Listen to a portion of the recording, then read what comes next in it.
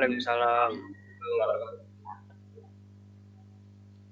Oke teman-teman, kami akan berdiskusi dengan tema bagaimana dinamika historis konstitusional, sosial, politik, kultural, serta konteks kontemporer penegakan hukum yang berlaku. Baik, untuk mempersingkat waktu, perkenalkan diri saya Naufal Risyadi sebagai moderator diskusi kali ini. Saya Muhammad Tahilul Ramadhani yang akan membacakan bagian A tentang menelusuri konsep dan urgensi penegakan hukum yang berkeadilan. Saya Regi Alfianto yang akan mempresentasikan bagian B, menanya alasan mengapa diperlukan penegakan hukum keadilan. Saya Yose Rizky Ramadan akan mempresentasikan bagian C tentang menggali sumber historis, sosiologis, politis tentang penegakan hukum yang berkeadilan di Indonesia. Saya Novel Febianto yang akan mempresentasikan bagian D, yaitu membangun argumen tentang dinamika dan tantangan penegakan hukum yang berkeadilan di Indonesia. Saya Renaldo Cahyo yang akan mempresentasikan bagian E, mendeskripsikan esensi dan urgensi penegakan hukum yang berkeadilan di Indonesia. Ya, nama saya Relisian Palsu Putra. Saya akan menjelaskan bagian F, yaitu rangkuman penegakan hukum yang berkeadilan. 7. Bagaimana dinamika historis, konstitusional, sosial, politik, kultural, serta konteks kontemporer penegakan hukum yang berkeadilan. Indonesia adalah negara hukum, artinya negara yang semua pelanggaran pemerintah dan kenegaraan serta kemasyarakatannya berdasarkan atas hukum, bukan didasarkan atas kekuasaan belaka. Apa yang dimaksud dengan hukum dan bagaimana pelaksanaan penegakannya? 1. Menelusuri 190 konsep dan urgensi penegakan hukum yang berkeadilan. 2. Menanya alasan mengapa diberlakukan penegakan hukum yang berkeadilan. 3. Menggali sumber historis, sosiologis, politik tentang penegakan hukum yang berkeadilan. 4. Membangun argumen tentang dinamika dan tantangan penegakan hukum yang berkeadilan. 5. Mendeskripsikan esensi dan urgensi penegakan hukum yang berkeadilan. 6. Merangkum tentang hakikat dan pentingnya penegakan hukum yang berkeadilan. Dan untuk pendalaman dan penyampaiannya, pemahaman Anda tentang tema ini di atas bagian akhir disediakan tugas belajar lanjut dan penyajian proyek pelajaran kewarganegaraan. A. Menelusuri konsep urgensi penegakan hukum yang berkeadilan. Upaya penegakan hukum di suatu negara sangat erat kaitannya dengan tujuan negara. Menurut Cronenberg dan TKB Sabarudin tahun 1975, kehidupan manusia tidak cukup hidup dengan aman, teratur dan tertib. Manusia perlu sejahtera. Dengan kata lain, negara yang memiliki kewenangan mengatur masyarakat perlu ikut menyejahterakan masyarakat. Negara Kesatuan Republik Indonesia adalah negara hukum. Artinya, negara yang bukan didasarkan pada kekuasaan belaka, melainkan negara yang berdasarkan atas hukum. Artinya, semua persoalan kemasyarakatan, kewarganegaraan, pemerintahan, atau kenegaraan harus didasarkan atas hukum. Dari bunyi alinea keempat pembukaan Undang-Undang Dasar Negara Republik Indonesia tahun 1945, ini dapat diidentifikasikan bahwa tujuan negara Republik Indonesia pun memiliki indikator yang sama, sebagaimana yang dinyatakan Cronenberg, yaitu melindungi segenap bangsa Indonesia dan seluruh tumpah darah Indonesia, memajukan kesejahteraan umum, mencerdaskan kehidupan bangsa, dan ikut melaksanakan ketertiban dunia yang berdasarkan kemerdekaan, perdamaian abadi, dan keadilan sosial. Perlindungan terhadap warga negara serta menjaga ketertiban masyarakat telah diatur dalam Undang-Undang Dasar Negara Republik Indonesia tahun 1945, pasal 24, 24B, 24C, dan 25 tentang kekuasaan kehakiman, yang berbunyi, kekuasaan kehakiman merupakan kekuasaan yang merdeka untuk menyelenggarakan peradilan guna menegakkan hukum dan keadilan. Negara kita telah memiliki lembaga peradilan yang diatur dalam Undang-Undang Dasar Negara Republik Indonesia tahun 1945, ialah Mahkamah Agung, Komisi Yudisial, dan Mahkamah Konstitusi. B. Menanya alasan mengapa diperlukan penegakan hukum yang berkeadilan. Sebagaimana yang telah diuraikan pada bab 4, terdapat 6 agenda reformasi. Satu diantaranya adalah penegakan hukum. Dari server masyarakat, beberapa sudah terlihat perubahan arah yang positif. namun beberapa hal masih tersisa.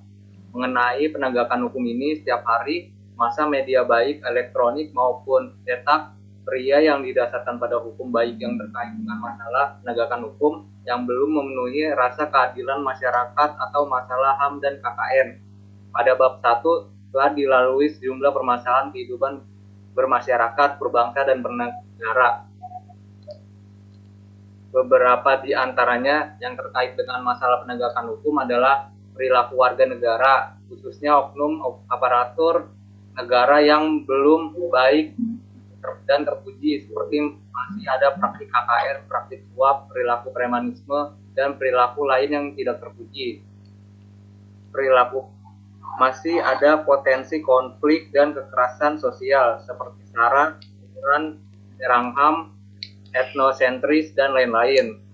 Maraknya kasus-kasus ketidakadilan sosial dan hukum yang belum meningkatkan secara tuntas. Penegakan hukum yang lemah karena hukum bagaikan pisau yang tajam ke bawah tetapi tumpul ke atas, dan pelanggaran oleh wajib pajak atas penegakan hukum dalam bidang perpajakan.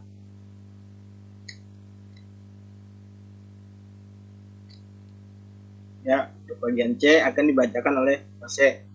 C. Menggali sumber historis, sosiologis, politis tentang penegakan hukum yang berkeadilan di Indonesia. Buku pelajaran dapat menunjang pendidikan kewarganegaraan suatu negara. Mengapa? Untuk memahami pendidikan kewarganegaraan di Indonesia, pengkajian dapat dilakukan secara historis, sosiologis, dan politis. Secara historis, pendidikan kewarganegaraan dalam arti substansi telah dimulai jauh sebelum Indonesia diproklamasikan sebagai negara merdeka.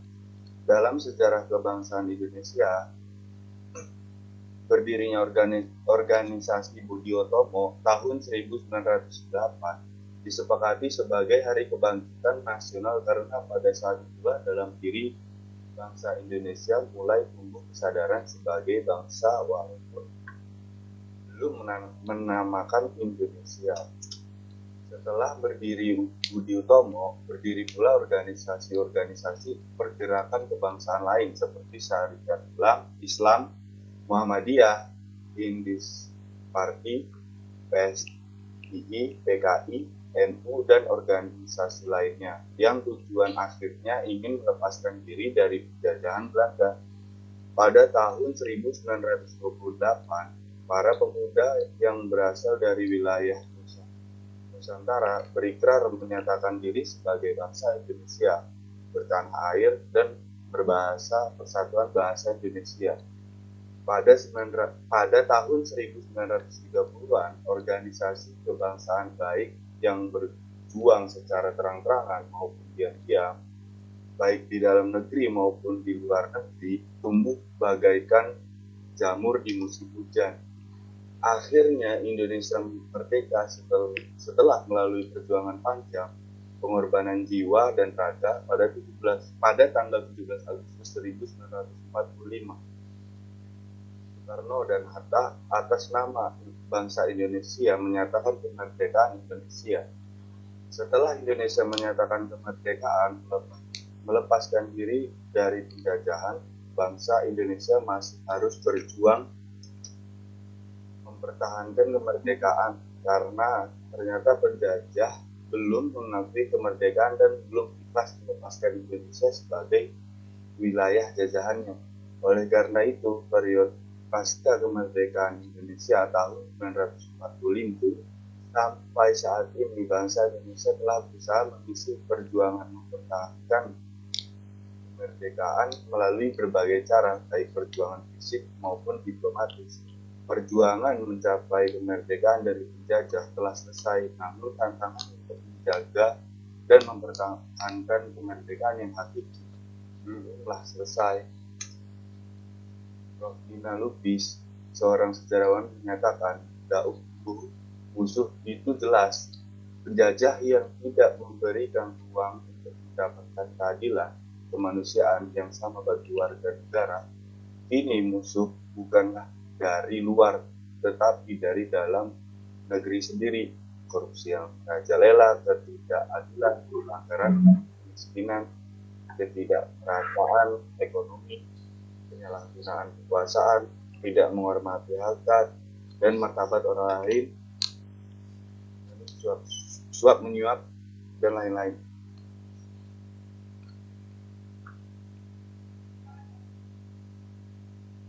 Membangun argumen tentang dinamika dan tantangan penegakan hukum yang berkeadilan di Indonesia. Kasus dan peristiwa dalam kehidupan sehari-hari seperti yang pernah kita lihat pada subbab di atas, yaitu 1. Masih banyak perilaku warga negara, khususnya oknum aparatur negara, yang belum baik dan terpuji. Terbukti masih ada praktik KKN, praktik suap, perilaku premanisme, dan perilaku lain yang tidak terpuji. 2. Masih ada potensi konflik dan kekerasan sosial yang bermuatan sara, tawuran, pelanggaran HAM, dan sikap etnosentris. 3. Maraknya kasus-kasus ketidakadilan sosial dan hukum yang belum diselesaikan dan ditangani secara tuntas.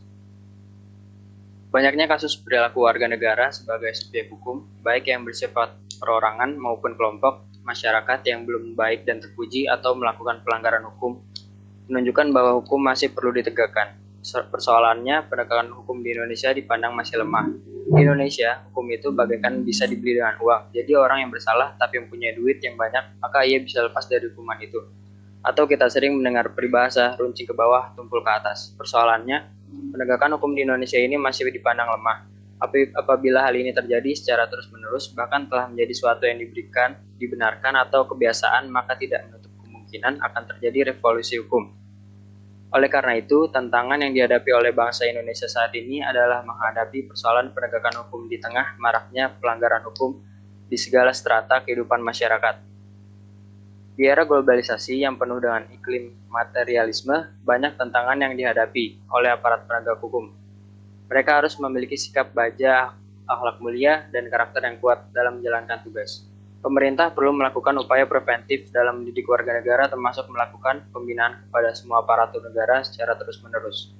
Apabila hal ini telah dilakukan, maka ketika ada warga negara yang mencoba melakukan pelanggaran hukum, pihak aparatur penegak hukum harus bekerja secara profesional dan berkomitmen menegakkan hukum.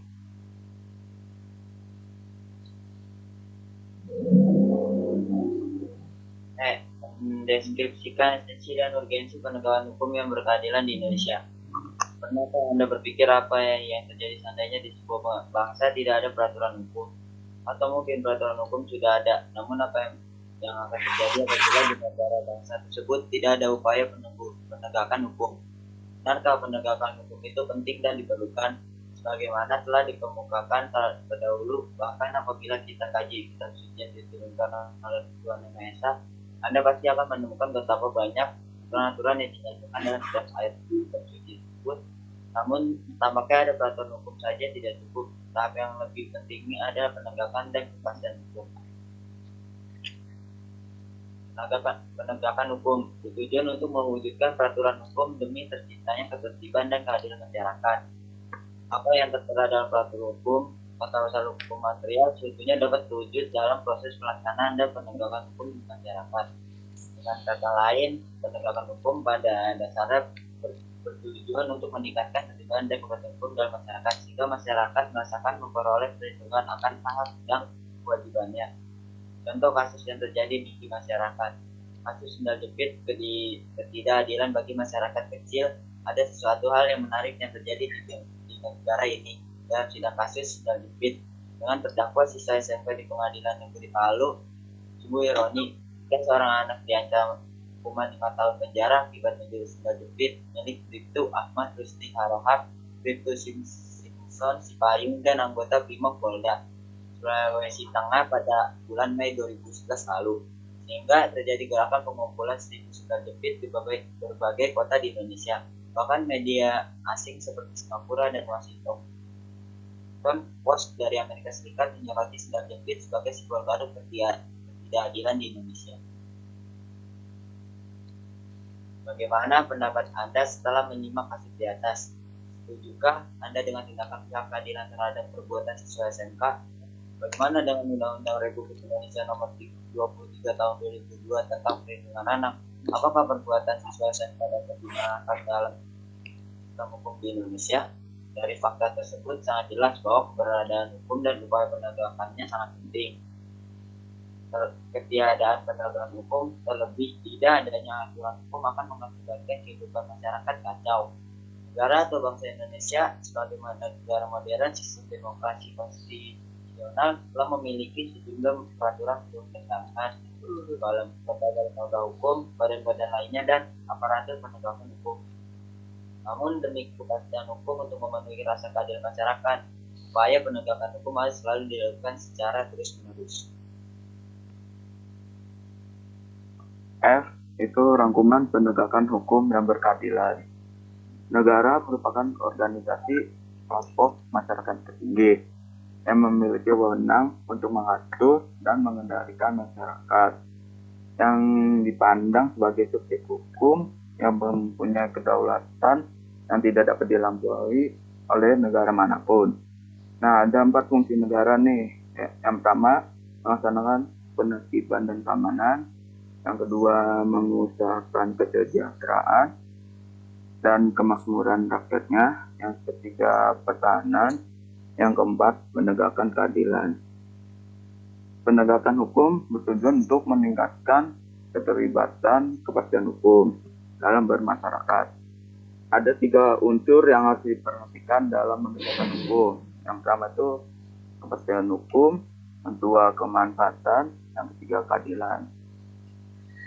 Aparatur hukum mempunyai tugas untuk menegakkan dan melaksanakan hukum. Antara lain itu yang pertama, fungsi utama dari lembaga kepolisian itu sebagai lembaga penyelidik. Yang kedua, fungsi utamanya kejaksaan itu sebagai lembaga penuntut. Yang ketiga, fungsi utama lembaga kehakiman sebagai lembaga pengadilan. Pasal 10 ayat 1 Undang-Undang Nomor 14 Tahun 1970 yang telah diperbarui jadi Undang-Undang Nomor 48 Tahun 2009 tentang kekuasaan kehakiman. Kekuasaan kehakiman dilaksanakan oleh Badan Pengadilan dalam 4 lingkungan. Yang pertama peradilan umum, yang kedua peradilan agama, yang ketiga peradilan militer, yang keempat peradilan tata usaha negara. 4 lingkungan peradilan tersebut tuh masing-masing mempunyai lingkungan wewenang mengadili perkara tertentu serta meliputi badan peradilan secara bertingkat. Yang pertama itu pengadilan tingkat pertama, yang kedua tingkat banding, yang ketiga tingkat kasasi.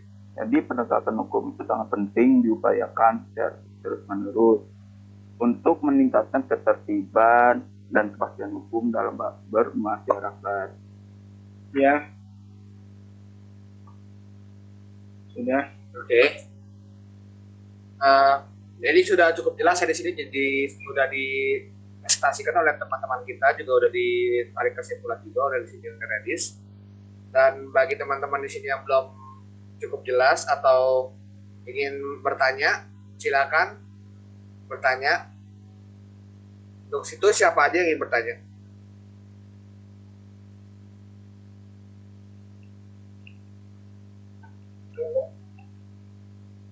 Saya ingin bertanya dong. Kenapa tuh? Ya, sebelumnya perkenalkan dulu. Nama saya Rifan dan saya ingin menanyakan dari materi yang disampaikan. Indonesia ini kan ada negara hukum ya. Ya, tujuan Indonesia itu bagaimana? Terima kasih. Assalamualaikum. Tujuan negara Indonesia. Saya Regi Alfianto akan menjawab pertanyaan dari teman saya Rifa. Enggak. Tanya aja dulu semua, biar kita dicatat satu-satu. Pertanyaan dulu, baru ntar kita jawab. Gue kira langsung Ram. Udah gak apa-apa, nanya aja. Siapa lagi mau nanya? Aku nanya dong. Ayo teman-teman bertanya. Saya mau bertanya. Perkenalkan, nama saya Rika Malia. Saya akan bertanya mengenai materi yang sudah disampaikan. Apa yang dimaksud dengan negara hukum itu?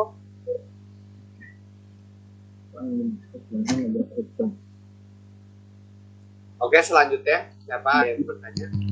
Saya mau bertanya, Muhammad Aji Firmansyah, Undang-Undang Dasar Negara Republik Indonesia tahun 1945, pasal 24, 24A, 24B, 24C, dan 25 tentang apa dan bunyi pasal tersebut bagaimana? Terima kasih. Agak, gua nggak kompeten nih kalau. Oke, lima pertanyaan ya.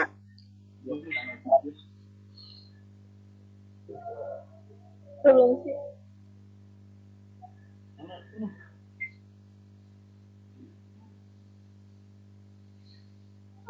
Saya mau bertanya, nama saya Ustaz Hasanah.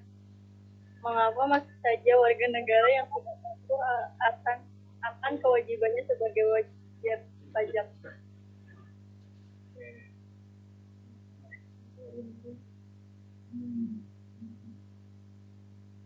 Pajak. Lanjut, terakhir. Yang Terakhir.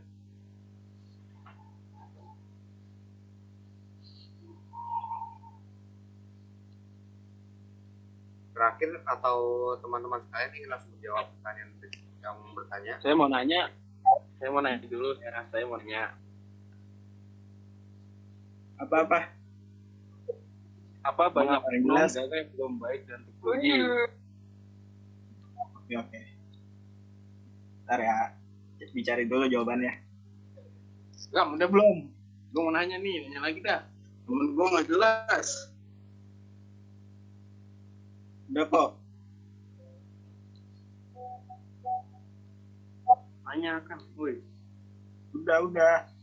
Ini kan. Ya, mengapa banyak oknum negara yang belum baik dan ya udah dicatat. Oke, makasih ya. Oke, dah, Bu. Oke, saya mau jawab pertanyaan dari Usma dulu deh. Usma mana Usma? Usma? Iya, apa? Dengerin. Tadi kan mengapa masih saja warga negara yang tidak patuh akan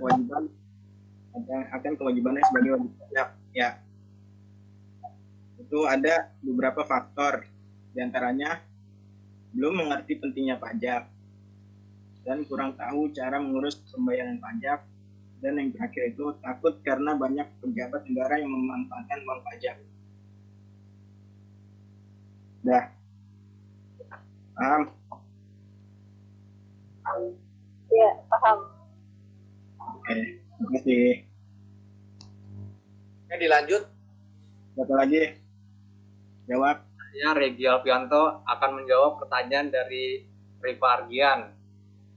Tujuan Indonesia seperti yang ada di dalam isi UUD 1945 pada alinea keempat, yaitu untuk memajukan kesejahteraan umum, mencerdaskan kehidupan bangsa, dan ikut melaksanakan ketertiban dunia.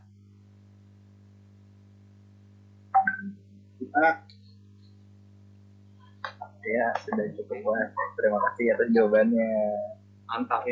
Oke. Ya, siapa lagi?